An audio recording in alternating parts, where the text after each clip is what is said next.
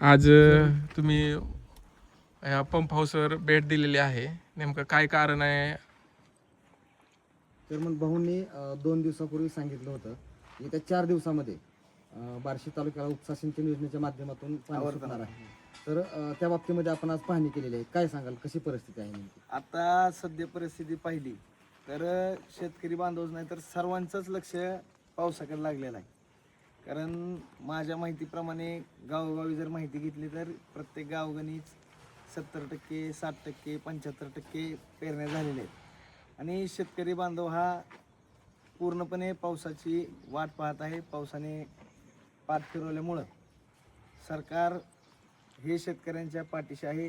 गेल्या 2 दिवसाखालीच भाऊंनी सांगितलं होतं की जेवढं काय आपल्याला उजनी धरणातून पाणी सोडता येईल त्याच्यासाठी प्रयत्नशील भाऊ आहेत आणि येत्या 4 ते 5 दिवसात हे पाणी आपल्या बार्शीच्या उपळा ठोंग्यामध्ये येईल आणि त्याच्यासाठीच पूर्वतयारी म्हणून आम्ही सर्व टीम ह्या रिधुरीच्या पंप हाऊसवर मोटरा किंवा जे काही सर्व सामग्री असेल की ज्याच्या माध्यमातून पुढे पाणी आपल्या बार्शीमध्ये येणार आहे त्यासाठी पूर्वतयारीचं नियोजन करण्यासाठी आम्ही इथं पंप हाऊसवरती भेट देण्याकरता आलो होतो.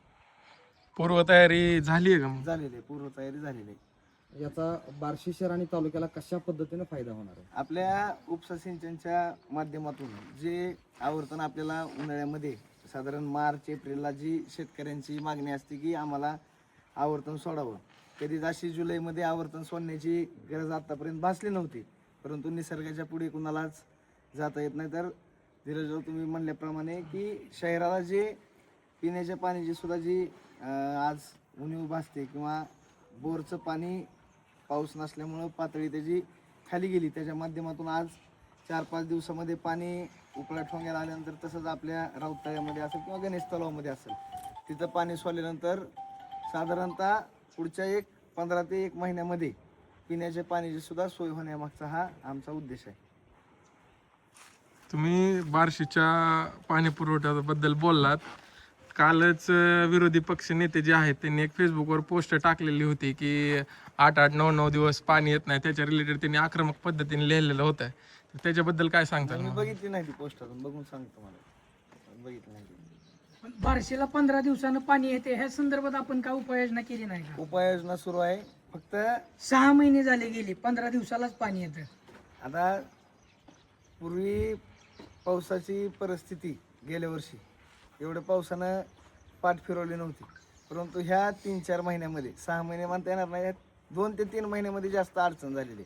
आता साहजिक आहे की बार्शी शहराची जी आपली पिण्याची पाईपलाईन आहे तेही पाईपलाईन आपल्याला 2 दिवसाआड 3 दिवसाआड पाणी पुरवठा होत जातं. परंतु MSEBच्या वीज खंडितचा अभाव असेल किंवा आपली जी पाईपलाईन आहे ती 25-30 वर्षापूर्वीची जुनी आणि त्याचं होणारं लिकेज, आणि एखादी जर लाईन लिकेज झाली तर त्याचं लिकेज काढायचं काम बुधवार किंवा लाईट गेलेल्या दिवशीच आपल्याला ते काम हातामध्ये घेता येतं आणि त्याच्यामधलं जर पाणी पूर्णपणे संपलं पाईपलाईनमधलं तर ते काम करता येतं. त्याच्या कारणामुळं जी अडचण होत होती 8-10 दिवसात पाण्याची, आणि ते लिकेजची लाईन सुरळीत आणल्यानंतर पावसाची जी पाठ फिरवली पावसानं आपल्या, त्याच्यामुळं अडचण आपल्याला पाण्याची व्हायला लागली. आणि असं नाही की बार्शी शहराला पाणी पुरवठ्याची 15-20 दिवस झालं, 10 दिवसानं 15 दिवसानं पाणी येतं, असं नाही की आम्ही कुठं दुर्लक्ष करतो. जेवढा आम्हाला प्रयत्न करता येते, जेवढे आम्हाला नागरिकांची सोय करता येते त्याचा आम्ही प्रयत्नशील आहे.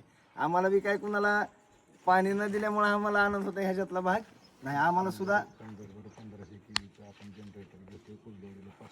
आता येणाऱ्या काळात जसं निवडणुकीत आम्ही सांगितलं होतं की आपल्याला फर्स्ट स्ट्रोकमध्ये 296 कोटीची सेपरेट योजना आपल्याला मंजूर झाली होती, परंतु नॅशनल हायवेच्या अडचणीमुळं आपल्याला जो आपली लाईन नॅशनल हायवेच्या रोडच्या खालून येणार होती ती जर लाईन आपण केली असती तर भविष्यात आपल्याला लिकेज लाईन झाली तर त्याची नॅशनल हायवेला किंवा नॅशनल गव्हर्नमेंटला केंद्र सरकारला पैसे भरून ती दुरुस्ती करण्यामध्ये आपला नगरपालिकेचा खर्च प्रचंड झाला असता.